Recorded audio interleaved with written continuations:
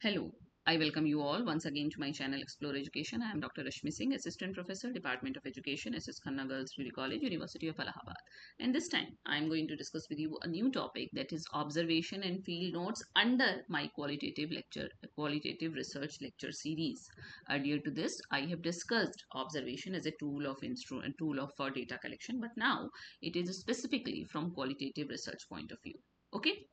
So, what is observation? Seeing, recording and making sense of social reality. जो सामाजिक यथार्थ है उसको देखना, उसको रिकॉर्ड करना और उसके अर्थ निकालना ही ऑब्जर्वेशन है. तो what is observation in qualitative research? Observation is a systematic method of data collection in which ये किस तरीके के डेटा कलेक्शन का मेथड है जिसमें कि रिसर्चर जो है वो देखता है, सुनता है और रिकॉर्ड करता है. किसको? व्यवहारों को, घटनाओं को और परिदृश्य को, संदर्भ को उनके प्राकृतिक सेटिंग में, without relying solely on what participants से. जो पार्टिसिपेंट्स कह रहा है उस पर ही निर्भर नहीं करता है, बल्कि वो देखता भी है, सुनता भी है, रिकॉर्ड भी करता है उसके व्यवहार को भी. तो इसमें तीन खास बातें हैं: सी देखना, लिसन सुनना और रिकॉर्ड करना, नोट करना. यानी कि हम ऑब्जर्व भी करते हैं बिहेवियर, इंटरेक्शन, स्पेस और ऑब्जेक्ट्स को. हम कन्वर्सेशन को ही नहीं सुनते, हम टोन्स को भी सुनते हैं, हम साइलेंसेस को भी सुनते हैं, हम लैंग्वेजेस को भी सुनते हैं और फिर हम फील्ड नोट्स के रूप में डॉक्यूमेंट को इमीडिएटली एंड एक्यूरेटली रिकॉर्ड कर लेते हैं. यानी कि या तो आप ड्यूरिंग दी ऑब्जर्वेशन, अगर आप खुद ऑब्जर्व कर रहे हैं तो रिकॉर्ड कैसे कर सकते हैं, इसलिए ऑब्जर्व करने के तुरंत बाद लिख लीजिए, अदरवाइज आप भूल जाएंगे कई चीजें. तो की प्रिंसिपल क्या है? Observation captures what people do, not just what they से दे डू.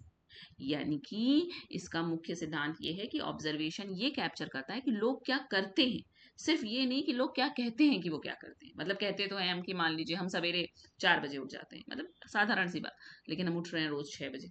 तो हम क्या कह रहे हैं, अक्सर अक्सर हम वही नहीं करते हैं, उससे अलग इधर उधर करते हैं, इसलिए ऑब्जर्वेशन की महत्ता बढ़ जाती है. ये सोर्स स्प्रेडले की 1980 और एंग्रोसिनो की 2007 की किताब से लिया गया है. Then participant versus non participant observation. Participant में हम पार्टिसिपेंट होते हैं और नॉन पार्टिसिपेंट में हम ऑब्जर्वर होते हैं. यानी कि नॉन पार्टिसिपेंट में हम सिर्फ ऑब्जर्व करेंगे, लेकिन पार्टिसिपेंट में हम खुद एक पार्टिसिपेंट की भूमिका में भी हैं और ऑब्जर्व भी कर रहे हैं. ठीक है. तो पार्टिसिपेंट ऑब्जर्वेशन में क्या है? Researcher actively joins the group being study. यानी कि जिस ग्रुप का हमको अध्ययन करना है हम उसको ज्वाइन कर लेते हैं. तो इससे क्या होता है? Builds deep rapport and insider perspective.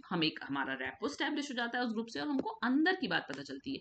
क्योंकि अगर आप ऑब्जर्व करते हैं तो कई बातें ऑब्जर्व आपसे पार्टिसिपेंट जो है छुपा भी सकते हैं. रिस्क इसमें क्या है? Going native. इसमें रिस्क ये है कि हम हो सकता है उन्हीं का व्यू पॉइंट इख्तियार कर लें जिनको कि हम अध्ययन करने गए हैं और हमारा एनालिटिकल डिस्टेंस खो जाए. लेकिन ये एथनोग्राफी और कम्युनिटी स्टडीज के लिए बढ़िया है.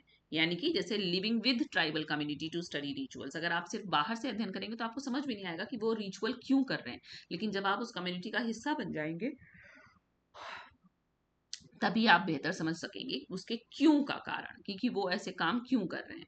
और नॉन पार्टिसिपेंट ऑब्जर्वेशन में हम सिर्फ ऑब्जर्व करते हैं विदाउट ज्वाइनिंग द एक्टिविटी. हम एक्टिविटी को ज्वाइन नहीं करते हैं. इससे हमारा आउटसाइडर पर्सपेक्टिव और ऑब्जेक्टिविटी बना रहता है. लेकिन इसमें रिस्क क्या है? हमको इनसाइडर की मीनिंग नहीं मिलेगी, हमको छोटी बातें नहीं पता चलेंगी. लेकिन क्लासरूम स्टडीज और वर्क प्लेस रिसर्च के लिए ये बढ़िया है. जैसे कि watching classroom interaction from back. हम पीछे से देख रहे हैं कि क्लासरूम क्या इंटरेक्शन कर रहा है, या किसी ऐसी जगह से देख रहे हैं जहाँ क्लास हमें सुनाई भी दे रही है और अब वो हमें नहीं देख पा रहे हैं कभी कभी, है ना. तो अब ओवर्ट वर्सेस कोवर्ट ऑब्जर्वेशन हो सकता है, वही जो भी मैंने बात की थी, कोवर्ट छुप के कि आप पता ना चले कि आपको ऑब्जर्व किया जा रहा है, और ओवर्ट आपको पता हो कि आपको ऑब्जर्व किया जा रहा है. तो दोनों के अपने फायदे नुकसान हैं. जैसे कि डेफिनेशन में देखें तो ओवर्ट ऑब्जर्वेशन में participants know they are being observe. Participants को ये पता हो कि उनका प्रेक्षण किया जा रहा है. लेकिन कोवर्ट में participants do not know they are observe. मैं उनके बीच में मतलब ऐसे इधर उधर कुछ काम कर रही हूँ, मैं ऑब्जर्व भी कर रही हूँ, उन्हें पता ना हो कि उन्हें ऑब्जर्व किया जा रहा है, तो एक्चुअल बात पता चलती है ना. तो इन्फॉर्म्ड कंसेंट ओवर्ट में आपको लेनी पड़ेगी क्योंकि पार्टिसिपेंट्स अवेयर हैं कि उनकी बातें रिकॉर्ड की जा रही हैं. लेकिन कोवर्ट में आपको इन्फॉर्म्ड कंसेंट नहीं मिलेगी, तो ये इथिकली प्रॉब्लमेटिक हो जाएगा. क्योंकि अब आजकल इथिक्स की बहुत बात है रिसर्च में, तो इथिकली सही नहीं है कि भाई आपने क्यों नहीं बताया, आप हमारी बातें सुन रहे थे, है ना। रिसर्चर रोल, यहाँ पे रिसर्चर की प्रेजेंस नोन है, यहाँ रिसर्चर की प्रेजेंस हिडन है या डिसगाइज्ड है। इथिकल स्टेटस, ये इथिकली स्ट्रांग है, लेकिन कोवर्ट ऑब्जर्वेशन के लिए आपको स्ट्रांग जस्टिफिकेशन चाहिए होगा कि क्यों आपने नहीं बताया कि ऑब्जर्व कर रहे हैं। डेटा रिचनेस में यहाँ पे ऑल्टर बिहेवियर हो सकता है, हॉथॉर्न इफेक्ट, यानी कि देखिए इसमें क्या होता है कि अगर हमें पता हो कि हमें ऑब्जर्व किया जा रहा है तो हम बढ़िया बढ़िया से बिहेव करेंगे ना, क्लासरूम में अगर हम पढ़ा रहे हो तो, स्टूडेंट के रूप में अगर हम पढ़ रहे हो तो। लेकिन कोवर्ट में हमारा नेचुरल बिहेवियर होगा कि ठीक है, हम बिल्कुल जैसे रहते हैं रॉ अनफिल्टर्ड वैसे बिहेव करेंगे। एग्जाम्पल, जैसे researcher tell class I am observing today, जैसे मैं क्लास में जाऊं, मैं रिसर्चर हूं, मैं कहूं भाई आज मैं आपकी क्लास को ऑब्जर्व करूंगी, तो थोड़ा सा परिष्कृत, थोड़ा सा पॉलिश्ड रिस्पॉन्स उस दिन क्लास का रहेगा। लेकिन कोवर्ट में researcher poses as regular member, हम रोज की तरह आज भी गए क्लास में और हमने रिकॉर्ड भी कर लिया और हमने किसी को बताया नहीं। तो इथिकल नोट क्या है कि covert observation should only be used when overt observation is impossible and researcher benefit is significant. Covert observation आप सिर्फ तब कर सकते हैं, मतलब इथिकली साउंड होगा, कि आप कहें कि ओवर्ट ऑब्जर्वेशन हम कर ही नहीं सकते थे, असंभव था, और यहाँ पे रिसर्च के पॉइंट ऑफ व्यू से हमें कुछ सिग्निफिकेंट चीजें मिल सकती हैं, otherwise covert observation ethically unsound है। Okay.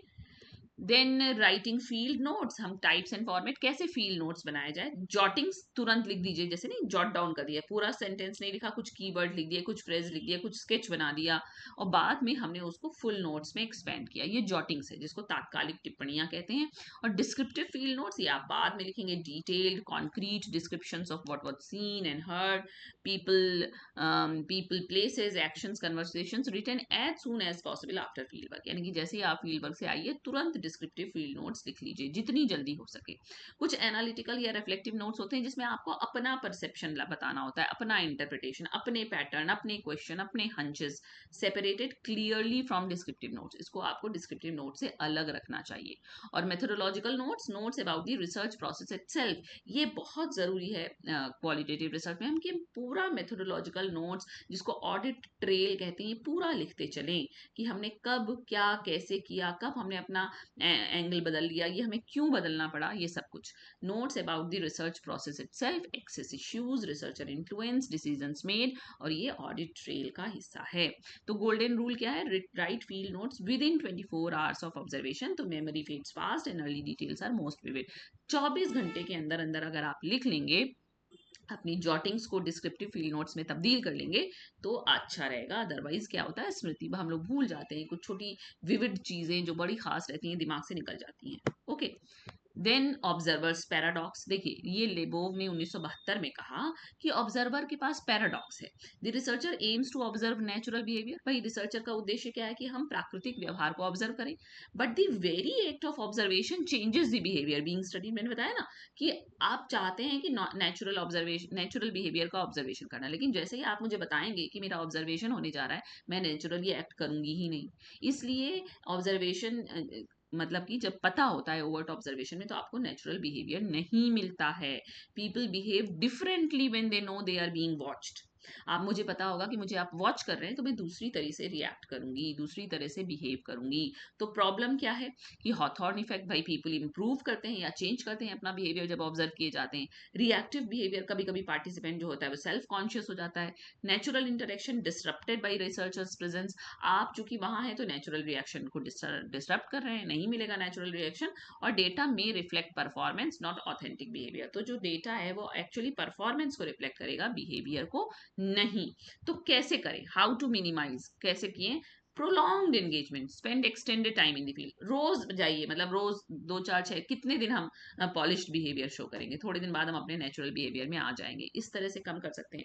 Build rapport before recording observation, observation record करने से पहले रैपो स्टैब्लिश कीजिए, अरे भाई नेचुरल रहना, कोई दिक्कत नहीं है, ये कहीं कोई डेटा लीक नहीं होने जा रहा है, हम किसी का नाम नहीं पब्लिश करेंगे, इस तरह से।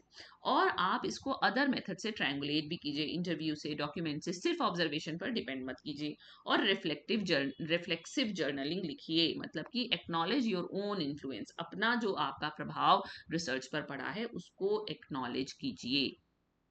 ओके।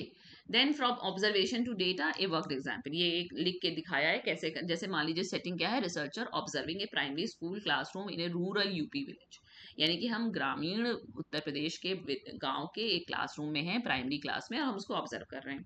तो रॉ जॉटिंग इन फील्ड, यानी कि फील्ड में हमने क्या लिखा, T shouts 3 boys in back, not listening, girls front row, map on wall torn, cold room 9:15 AM. इतना लिखा बस, है ना? Written on notebook during observation की 3 लड़के जो सुन नहीं रहे हैं, लड़कियां आगे बैठी हैं, जो मैप है दीवार पे वो फटा हुआ है और ठंडा रूम है, 9:15 बजे का समय।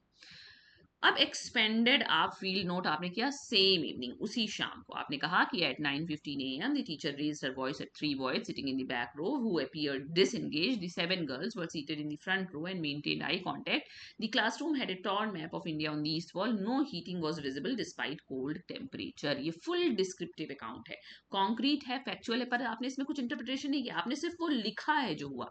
यानी कि 9:15 बजे टीचर गया, उसने 3 लड़कों को डांटा जो पीछे बैठे थे, जो ध्यान नहीं दे रहे थे, 7 लड़कियां आगे बैठी थी, वो ध्यान दे रही थी, आई कांटेक्ट था उनका, एक फटा हुआ मैप लगा हुआ था और कोई गर्माहट का इंतजाम क्लास में नहीं था, जबकि क्लासरूम ठंडा था।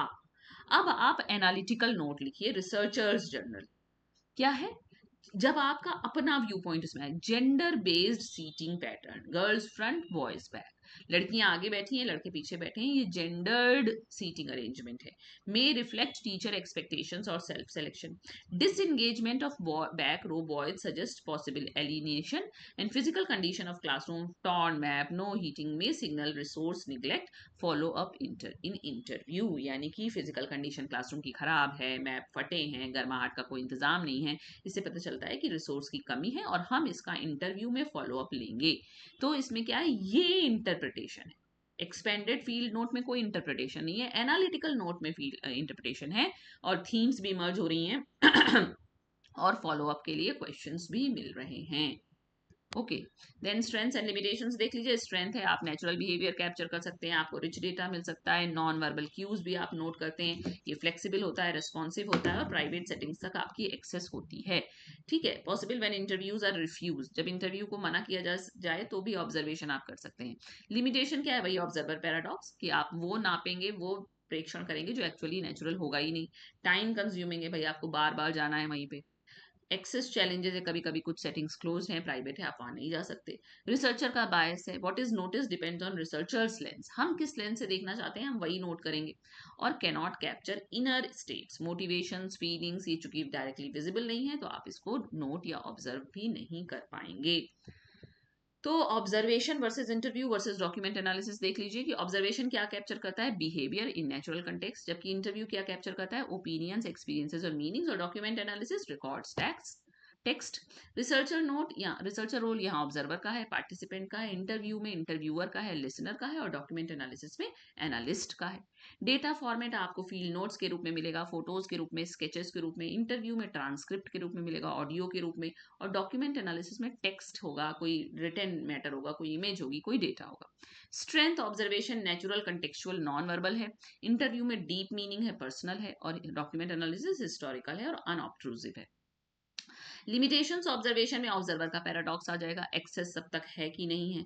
इंटरव्यू में सोशल डिजायरेबिलिटी का बायस आ जाता है, यानी कि जब हम किसी से बातचीत करते हैं तो लोग वो बताते हैं जो होना चाहिए, वो नहीं जो एक्चुअली है जनरली।